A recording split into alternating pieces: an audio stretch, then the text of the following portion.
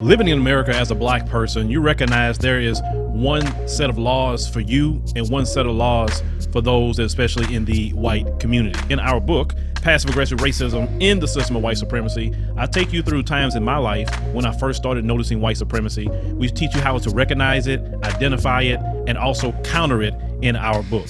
This book is a beginner's course for those that are just starting to wake up and open their eyes to see the system of white supremacy. As a black American person, you must understand this system because this system is life or death to you. How you handle it, how you deal with it, it can affect your mental health if you don't understand this system.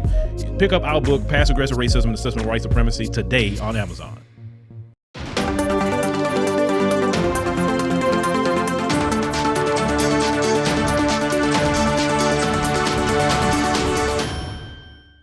So, Jim Crow Joe, first story.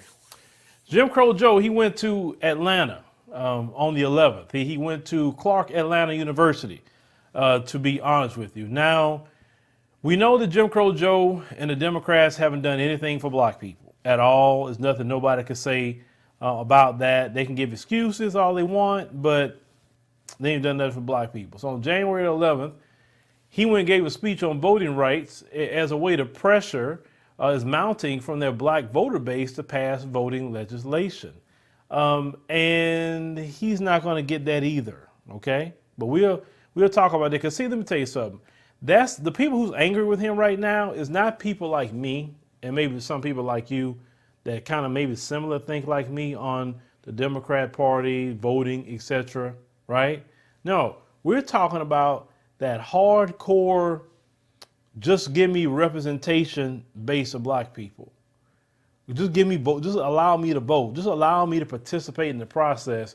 You don't really have to give me a lot of tangibles. Just, voting rights. I mean, I want that. You would think the George Floyd bill was something that you'd be more upset about, but they just kind of like, but they really fighting about this voting rights situation, because you have to understand, if they feel that they can't really vote in a certain way, they won't feel included. And they will feel rejected. And they feel that if Biden don't do this, they're going to feel rejected. And so that's the group that's upset. I'll let you know.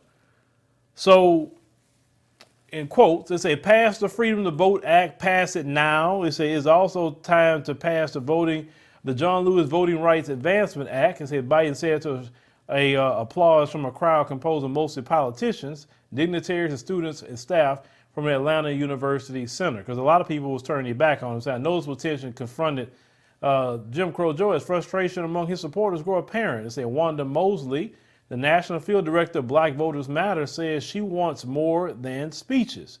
She says, and I quote, as a candidate, he said he was going to fight like hell for voting rights. So this was a good speech, but I've yet to see him fight like hell.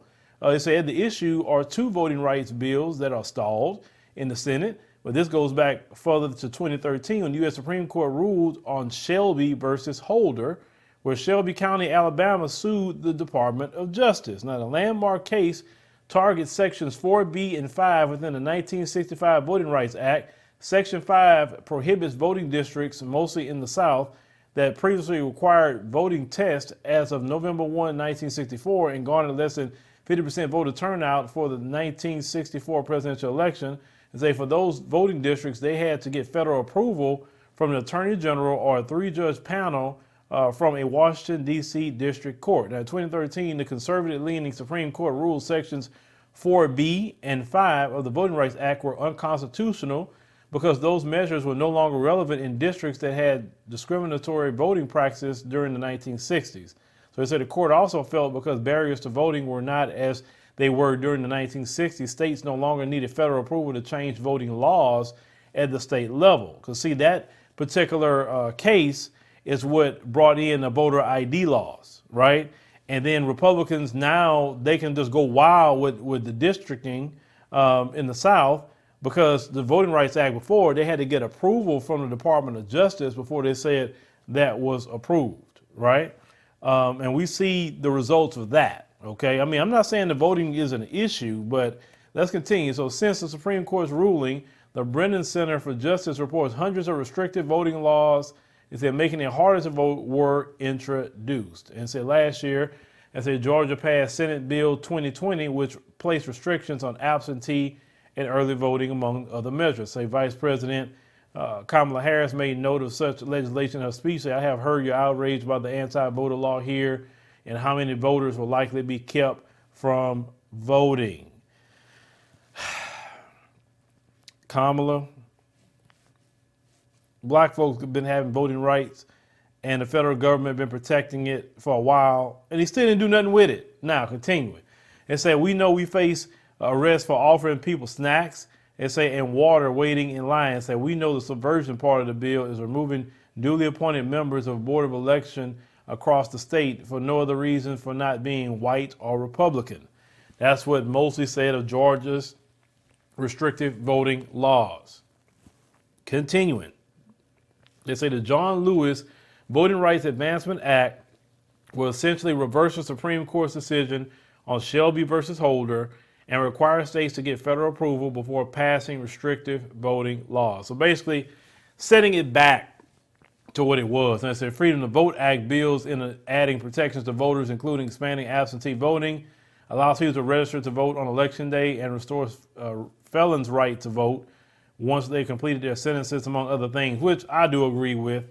If you do your time and you're not, on parole or something like that, I believe, well, number one, when you get out of prison, you should be able to vote. Now, your gun rights, if you didn't have a violent gun crime, then you should get your gun rights back too. I don't think somebody should be banned for life for their gun rights. They say critics of the Jim Crow Joe administration, like Moses said, they would like to hear a clear plan of action on voting rights. They say, I would like to see a concrete plan that said I would do this action on this day by this time frame. I would like to have heard an actual deadline by which this is going to happen. They've been doing this to black people, though. They just tell you things and don't give you no definites. It's another hurdle voting rights is across the Senate where Republicans and some Democrats unwilling to support the bills. They say a possible workaround will be eliminating the Senate filibuster, which is a procedural rule that requires debate on the bill to be cut off. At least 60 senators agree to do so, but that means members of the opposing party must support ending the debate, which isn't going to happen in the Senate Republican conference headed by Minority Leader Mitch McConnell. Now, it's getting rid of the filibuster would mean that a simple majority vote, all 50 Senate members plus Harris vote as a tiebreaker would be needed to pass the voting rights bills, but there's still the problem of a few Senate Democrats not supporting the filibuster elimination, which is Kristen Sinema and Joe Manchin, two Mzungus, okay? Let's make sure we have to point that out. Now, Martin Luther King will call them the white moderates that stand in the way of progress. Just letting you know that. When he wrote there from the Birmingham jail. Now, Spelman College Junior Melina Watson remains hopeful, she said, that voting rights legislation will be signed into law, but she too wants to see some action. Sister Melina, don't hold your breath too soon because you're probably going to pass away. She said that Joe Biden's black voter base expects him to be commanding, expects him to bear the same sentiments that we do regarding the necessity of voting rights legislation. Let me tell y'all something.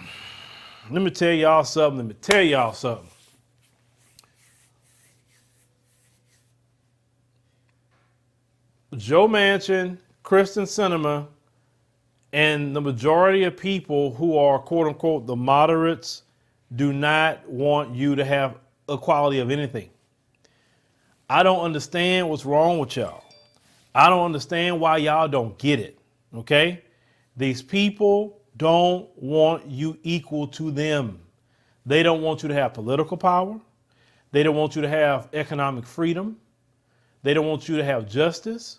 They don't want you to have anything. We're not talking about the Republicans. We're talking about them, that same party that y'all say you the backbone of, okay? That same party. That party has no excuse for why they can't do nothing for you. They easily did it for the Asians. They easily did it for the Afghanistan people that came into this country, and they just recently sent $300 million to Afghanistan just the other day. Okay? But they won't give black people $300 million. They won't say, look, let's put $300 million as a down payment on reparations, because hell, we sent it to Afghanistan, so surely we can go ahead on and use that as a down payment for reparations. See, they're not going to do that for you. They're going to do everything in their power to keep you in a subservient position, because as long as you're begging, you're powerless. I believe being in a position of power, and a position of power would say, okay, you're not giving us a George Floyd bill. You didn't want to do that. We have an anti-lynching bill. We have no hate crime bill for Black Americans, right? We have no reparations. We have nothing. So this is what we're going to do. Since we the backbone of the party, we're going to break the party. How are we going to break the party? We're going to let you have it. We're going to let you and tell you, go to the Afghanistan people, go to people south of the border, go to the Asian community, go to the white LGBT, go to the $5 Indians, go to everybody that you've been giving something to, and just tell them to vote for you. And that's it. And we'll just chill our nerves and just see how it works out for you. That's the way you move with power. You tell them what you're going to do, and you do it. Oh, well, this is an election. Oh, democracy's on the ballot. No, not it is for me. Nothing's on the ballot for me. That's why I'm not participating. When you sit up there and put reparations, when you get the anti-lynching bill, hate crime, my George Floyd bill removing qualified immunity for these race soldiers, when you start doing all that, then now I'm interested. Now I'm saying, hey, what do we need to do here? Let's talk. You know what I'm saying?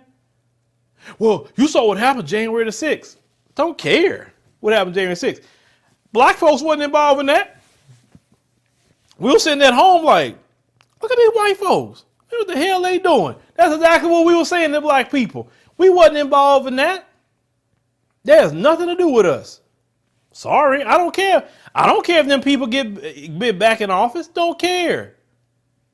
Because you know, if you want to talk statistically speaking, black folks had lower unemployment then. Black folks actually was making some money. Just be real with you. At least when Trump was in office, he wasn't giving the bag to everybody else. And we were sitting there watching. The moment y'all got in office, you start giving the bags to everybody else but us. I like it the way Trump got it. Nobody get a bag. If I can't get one, nobody get one. I'm good with that. I'm fine with that. These other groups, oh my God, the Republicans going to get in. I don't care. Let them get in. So, how's that going to hurt my community? Listen, the black community collectively is already at the bottom. How they gonna hurt me more? How? When you're already there? Well, you know the Republicans ain't gonna do nothing for us, brother. You know, the Democrats is our only hope. Yes, I had a black man say that to me on Instagram. Is the Democrats your only hope? Well, bro, you have no hope. You have no hope. There's brothers and sisters that I know personally that was hardcore Democrats. I'm telling you. They said, man, forget this, man. They said, look how these people treated us. They said, matter of fact, I'm pissed. They said, I'm not going to sit it out. I'm not sitting the election out. I know. It said, this is what I'm going to do. I'm going to treat them the way they treat me. They don't care about me, so I'm going to go vote for the Republican. Because in that way to piss them off, because they're going to see that we voted a lot more for them. And they're not going to understand why. They're going to be pissed, losing all their seats, losing everything. And say, if I'm not getting nothing, then nobody getting nothing. How about that? Then they want to come out saying, well, you got this thought out there. What about me? What am I getting? That's wrong. No, that's right. Black people got to be on that. It's what you doing for me. If you're not doing nothing for me, hell no. I'm not going to sit up here and watch everybody get a bag. People not even from this country getting a bag. People not even citizens getting a bag. No, because if that's what you're going to do, the Republicans can stay in there all day for me. Stay in there. Because I know Republicans wouldn't have gave a bag to them Afghanistan people over here. Matter of fact, Trump wouldn't have let them over here. I think one person talking about Trump gone. Well, Cassandra, he may be back. Because I was just reading, he raised $115 million already. And they said they put him on a poll. And I think DeSantis was about the only one that could maybe run against him. And they said that he don't even register on the polls like that against Trump. So Trump probably will be back. And if he is back, I'm good with it. I am so good with it. I have no problem with that. None. The authoritarian Democrats is the reason why a lot of y'all lost y'all job as black people, telling you if you don't make a medical decision, you lose your employment. It wasn't like that prior to them getting in office. Now, was it? You can't go to a restaurant. You can't go to a gym. You can't do whatever. Just to go freaking, you know what I'm saying? Why? Okay, a mask mandate, I can agree with that. But I don't agree with telling someone that they got to do something medically just to go somewhere. No. There's a lot of black folks that have lost their job right now due to them. Do you think they're not going to think about that in the midterms? We know good and well the Republicans are not going to play that. That's going to be over with and done with the first day. I'm not saying Trump going to do anything. What I'm trying to say is that we have to break the Democrat Party in order to be respected. And I mean not one election cycle. It needs to be done over, I think, a 10-year period. If you show the Democrats that you mean business and you will literally make them lose constantly, and then when you say, okay, you ready to give us whatever we want now? Oh, well, what's up? Oh, you want to keep losing? You make your choice. I was like, these other groups that you're giving a bag to, I know the strategy because you're trying to get rid of black people as your base. So you hopefully like give a bag to these other groups so they can show up and vote for you. But these other groups aren't invested into America like that. That's the mistake they're making. These other groups come here to get something out of America. They're not invested into America. You understand? And when you hear the other groups say, I come here for a better life. I come here for a better life. Make me good. Make my family good back home. They're coming here to get a bag. They're not coming here to be invested into America's politics like that. Not as a group. Now, they will get invested if you're talking about giving them a bag. Then they'll come vote for you. And then after that, a lot of them, what they do is they get their bag and go vote Republican. And I know you're mad because you was hoping that you get these other groups a bag, laws and everything else, and they'll just support you. They're not going to do it. So you still stuck. I know, unfortunately, because you don't like it, you still stuck with black folks, unfortunately.